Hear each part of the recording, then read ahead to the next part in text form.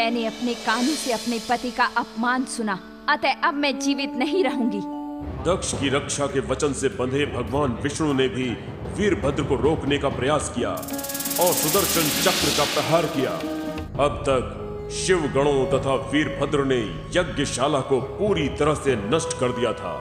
कृपया बलि के बकरे का शीश मंगवाइए। भगवान शिव ने उसे दक्ष की गर्दन से जोड़ दिया। मैं चाहता हूँ कि तुम हिमालय पर ध्यान मग्न शिव की सेवा करो।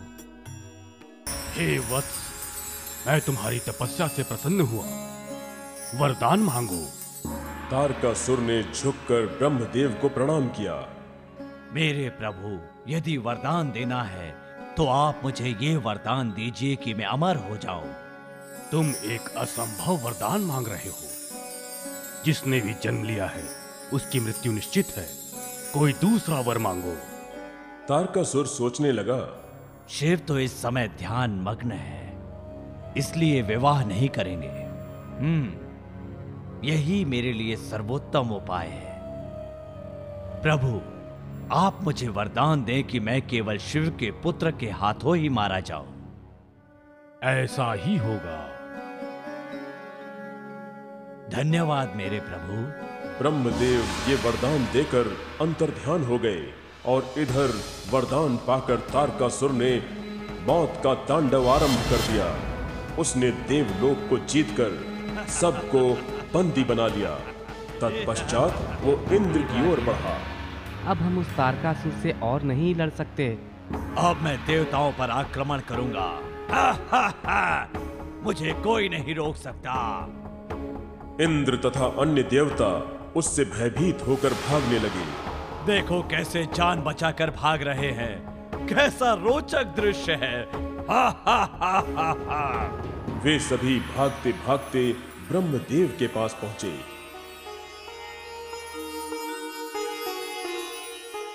हे प्रभु, हमारी सहायता करें। कृपया शांत हो जाएं इंद्र। आप इस तरह क्यों भाग रहे हैं?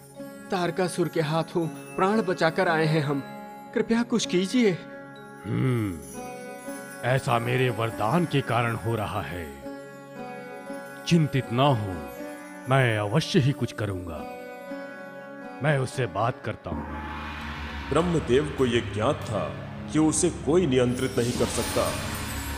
वो तारकासुर के सम्मुख प्रकट हुए। प्रभु, आपने यहाँ पधारकर मुझे सम्मानित किया। बताइए क्या आदेश है? देवताओं को प्रताड़ित करना बंद करो। इंद्रलोक को छोड़कर वापस अपने स्थान को लौट जाओ। ओह, तो आप इंद्र की मदद करने आए हैं। ठीक है, मैं देवलोक छोड़कर इसलिए जा रहा हूं क्योंकि ये आपका आदेश है। तारकासुर देवलोक छोड़कर वापस तो लौट आया, किंतु उसने हिंसा नहीं त्यागी।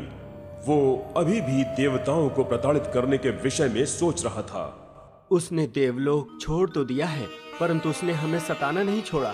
पुनः ब्रह्मा जी के पास चलते हैं तथा उन्हीं से स्थायी समाधान मांगते हैं। ठीक है, आइए चलें।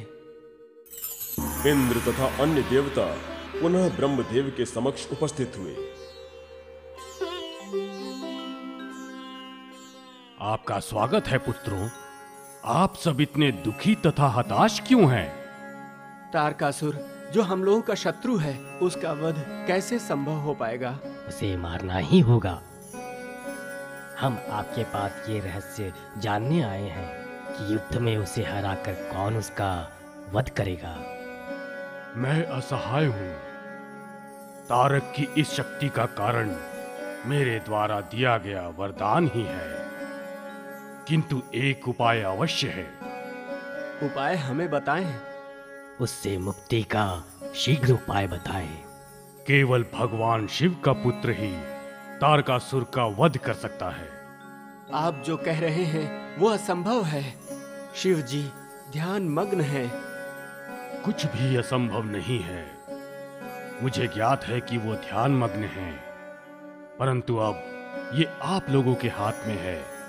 शिव का पार्वती से विवाह सुनिश्चित है। संहारक पिता की संतान होने के कारण तारकासुर का वध उसके हाथों होगा। धन्यवाद प्रभु। मैं प्रेम की देवी रति को तथा कामदेव को आदेश देता हूँ कि वो भगवान शिव को पार्वती के प्रेम में आसक्त करने का प्रयास करें। इंद्र उसी पल प्रेम के देवता कामदेव के पास जा पहुंचे। कामदेव तथा रति ने उनका स्वागत किया। आपका स्वागत है प्रभु। हमें बताइए आपके लिए क्या कर सकते हैं। इंद्र ने दोनों को बताया कि उन्हें क्या करना है। ये अब मेरा उत्तरदायित्व है। मैं आपसे कार्य पूर्ण होने के पश्चात ही मिलूंगा। कामदेव ने रति की ओर देखा। ओ मेरी प्यारी रति, चलो अब हम उस स्थान पर चलें जहां पर शिव ध्यान मग्न बैठे हैं। ठीक है, चलते हैं। दोनों ध्यान मग्न शिव के समक्ष जा पहुंचे। रति, मेरा साहस टूट रहा है। मैं अपना प्रेम बाण उन पर नहीं चला पा रहा हूं। चिंता न करें, कार्य पूर्ण करें। उसी समय पार्वती शिव के लिए पुष्प ले जा रही थीं। जब वो कामदेव के सामने से निकली तो उनकी हिम्मत बढ़ी। पार्वती ने शिव के चरणों में पुष्प रख दिया। तभी शिव ने नेत्र खोले। तुम्हें ऐसे पति की प्राप्ति हो जो केवल तुमसे ही प्रेम करे। हाँ, धन्यवाद प्रभु। जैसे ही पार्वती भगवान शिव के गले में वरमाला डालने जा रही थी, हाँ, यही वो उपयुक्त अवसर है। अब मैं अपना प्रेम बाण चलाता हूं। कामदेव का प्रेम बाण जैसे ही भगवान शिव को लगा, वो पार्वती को प्रेम से निहारने लगे। ये मेरे साथ क्या हो रहा है? मैं आत्मसंयम खो रहा हूं। अगले ही क्षण उन्होंने अपने को वश में कर लिया। कोई मेरा ध्यान भंग करना चाहता है। इतना दुस्साहस! भगवान शिव ने जब इधर उधर देखा तो उन्हें कामदेव धनुष बाण के साथ दिखाई दिए। क्रोध में भरकर उन्होंने अपना तीसरा नेत्र खोल दिया तथा उसकी अग्नि से कामदेव को भस्म कर दिया। हे मेरे प्रभु! पार्वती विवाह के लिए तैयार थी कि उन्होंने दुख से बेहोश पड़ी रति को देखा। उसी समय पार्वती को अपने पिता आते दिखे। उन्हें पार्वती के चेहरे पर चिंता की रेखाएं दिखीं। मेरी बच्ची, तुम्हें क्या हुआ? तुम चिंतित प्रतीत हो रही हो। जी पिताश्री, जब मैं पुष्प लेकर आई तो मैंने देखा भगवान शिव। चिंता मत करो पुत्री, चलो महल वापस चलते हैं। जी। पार्वती ने हिमावत को संपूर्ण वृत्तांत सुनाया। कुछ समय पश्चात रति की मूर्छा भंग हुई। ओह, मैं उनके बिना कैसे जी पाऊंगी? मैं मृत्यु का वरण करूंगी। जैसे ही रति स्वयं को समाप्त करने जा रही थी, एक आकाशवाणी हुई। ठहरो रति, चिंता मत करो। जब प्रभु शिव पार्वती से विवाह करेंगे तो वो तुम्हारे पति को जीवित कर देंगे। रति उस पल की प्रतीक्षा करने लगी जब भगवान शिव उसके पति को जीवित करेंगे। उधर महल में मैं शिव को जीत कर रहूंगी। इसके लिए तब ही एकमात्र रास्ता है। दूसरे दिवस पिताश्री, कृपया मुझे वन में जाकर तप करने की आज्ञा दें। भगवान शिव के प्रेम को पाने का यही एक उपाय है। ठीक है, जैसी तुम्हारी इच्छा पुत्री। तुम अपना ध्यान रखना पुत्री। माता पिता से अनुमति लेकर पार्वती समीप के जंगल में बैठकर तप करने लगी। प्रतिदिन पूजा के पश्चात वो स्वच्छ जल में गर्दन तक डूबकर ध्यान मग्न हो जाती। दिन बीतने लगे। उनकी शिव से विवाह की इच्छा और बलवती होती गई। इसे वरदान देने से पूर्व मैं थोड़ी ठिठोली करता हूं। भगवान शिव एक सन्यासी का रूप धारण करके नदी के किनारे खड़े हो गए। जब पार्वती उधर से आईं, तो उन्होंने उन्हें प्रणाम किया। हे बालिके, सुना है कि तुम तप कर रही हो। तुम्हारा सुकोमल शरीर कैसे इस कठिन काम को कर पाएगा? तुम इसे छोड़ क्यों नहीं देती? पार्वती शांत खड़ी रही। सुनो बालिके, मैं शिव को जानता हूं। वो शरीर पर राख मलता है तथा सर्प लपेटे रहता है। उसके शरीर से दुर्गंध आती रहती है। वो तुम्हारे लिए उपयुक्त नहीं। उसे भूल जाओ तथा किसी अन्य से विवाह कर लो जो तुम्हारे लिए उपयुक्त हो। पार्वती ने क्रोधित होकर कहा, चुप रहो, तुम नहीं जानते, वो महान आत्मा है। मैं जो भी करूं तुम्हें उससे क्या। तुम यहाँ से जाओ, उनके विषय में तुम नहीं बोल सकते। यहाँ से शीघ्र चले जाओ। पार्वती मुड़कर जाने लगी, तभी भगवान शिव ने आगे बढ़कर उनका मार्ग रोक लिया। तब पार्वती को आभास हुआ कि वो सन्यासी कोई और नहीं, उनके आराध्य भगवान शिव ही थे। हे सुशील कन्या, तुम्हारी तपस्या तथा त्याग ने मुझे प्रभावित किया है। मैं तुमसे विवाह करूंगा। ये आपका उपकार है, परंतु आप मेरे पिताश्री से बात करें। मैं ये कार्य शीघ्र करूंगा। इतना कहकर भगवान शिव अंतर्ध्यान हो गए। कैलाश पहुंचकर उन्होंने सप्तऋषियों को बुलाया। ऋषि जनों, आप हिमावत के पास जाए तथा उनसे कहें कि मैं पार्वती से विवाह करना चाहता हूँ। ये हम लोगों के लिए बहुत सम्मान की बात है। हम जाकर बात करते हैं। ऋषिगण हिमावत के महल पहुंचे। वहां उनका भव्य स्वागत हुआ। आप सभी ऋषियों का स्वागत है। आपके आगमन से मैं सम्मानित तथा गौरवान्वित हुआ। मुझे बताएं, मैं आपकी क्या सेवा कर सकता हूँ? हम सब यहाँ शिवदूत बनकर पार्वती का हाथ शिव हेतु मांगने आए हैं। मैं जो कुछ सुन रहा हूँ वो सत्य है? सत्य है। हम सब इसी दिन की प्रतीक्षा में थे। अपने प्रभु से कहिएगा कि वो विशेष दिवस पर यहाँ आ जाए। मैं पार्वती का विवाह उनसे कर दूंगा।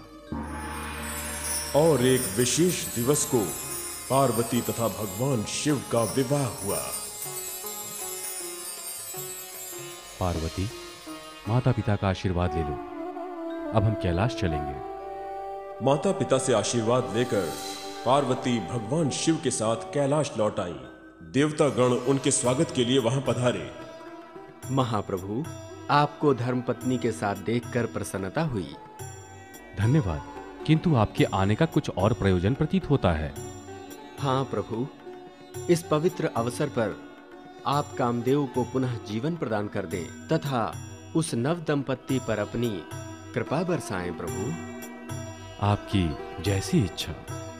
भगवान शिव वहीं से बोले तथा कामदेव ऐसे उठ बैठे जैसे बहुत दिनों से निद्रा मग्न हो। रति ने जब देखा कि उसका पति जीवित हो गया है तो वो हर्ष से भर गई। जाने से पहले उन दोनों ने भगवान शिव के प्रति आभार प्रकट किया। आतताइयों का नाश करने के लिए भगवान शिव को एक पुत्र रत्न की प्राप्ति होनी थी, अतः कार्तिकेय की उत्पत्ति हुई। भगवान शिव तथा पार्वती एक दूसरे के साथ प्रसन्नता पूर्वक रह रहे थे। यही उचित समय है जब तारकासुर का वध किया जा सकता है। हमें भगवान शिव को स्मरण दिलाना होगा कि असुर तारकासुर को केवल उनका पुत्र ही मार सकता है। मैं शीघ्र ही अग्निदेव को बुलाकर अपनी योजना से अवगत कराता हूँ। इंद्र ने अग्निदेव को बुलाया।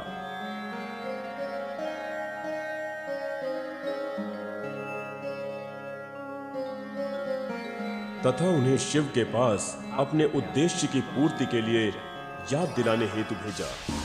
अग्निदेव कैलाश पहुंचे। अग्निदेव, आपका स्वागत है।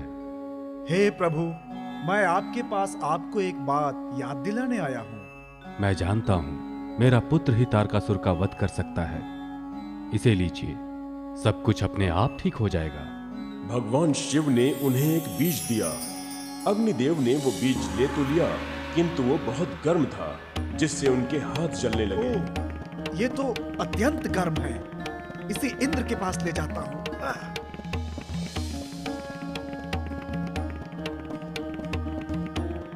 अग्निदेव उसे लेकर इंद्र के पास पहुंचे। बीज को ले जाकर गंगा में फेंक दें, वही इसे ठंडा कर सकती है। अग्निदेव दौड़कर गंगा के किनारे गए तथा बीज के साथ स्वयं भी गंगा में कूद पड़े। बीज 6 टुकड़ों में विभक्त होकर 6 कमल में परिवर्तित हो गया और उन पर 6 सुंदर बच्चे दिखने लगे। 6 अप्सराएं गंगा के किनारे से जा रही थीं। उनकी दृष्टि उन बच्चों पर पड़ी। सभी ने एक एक बच्चे को उठा लिया तथा उनका पालन पोषण करने लगी।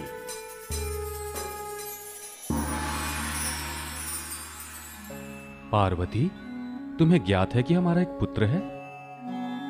यदि ऐसा है तो देखना होगा कि उसकी देखभाल कौन करता है। 6 अप्सराएं उसकी देखभाल कर रही हैं। जब पार्वती ने यह सुना तो वो बच्चे को देखने के साथ साथ 6 अप्सराओं से मिलने चल दी। ओ मेरे प्यारे पुत्रों! जैसे ही पार्वती ने उन 6 बच्चों को उठाया, वो सभी मिलकर एक ऐसे बच्चे में परिवर्तित हो गए जिसका शरीर तो एक किंतु शीश 6 थे। हम इसका नाम कार्तिकेय रखेंगे। हाँ। भगवान शिव तथा पार्वती कार्तिकेय के साथ कैलाश लौट आए। समय बीतता गया तथा कार्तिकेय भी एक सुंदर युवक बन गया। एक दिन इंद्र तथा अन्य देवता कैलाश आए।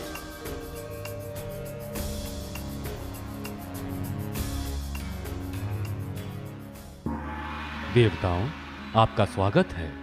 भगवान, हम आपको ये स्मरण कराने आए हैं कि कार्तिकेय अब बड़े हो गए हैं। हाँ, मुझे याद है। भगवान शिव ने कार्तिकेय को बुलाया। पिताश्री, आपने मुझे क्यों बुलाया? सुनो पुत्र, मैं तुम्हें अपनी सेना का सेनापति नियुक्त करता हूं। तुम जाकर उस तारकासुर का वध करो जो देवताओं को प्रताड़ित कर रहा है। चिंता ना करें, आपने जैसा कहा वैसा ही होगा। तारकासुर ने छत पर जाकर देखा, एक विशाल सेना उसकी राजधानी के बाहर डेरा डाले हुए है। उसने अपने सेनापति को बुलाकर कहा, हम एक भयंकर युद्ध लड़ने जा रहे हैं। सेना को तैयार करो तथा दुश्मन को कुचल डालो। तारकासुर के असंख्य सैनिक भीषण गर्जना के साथ युद्ध के लिए निकल पड़े। युद्ध आरंभ हो गया।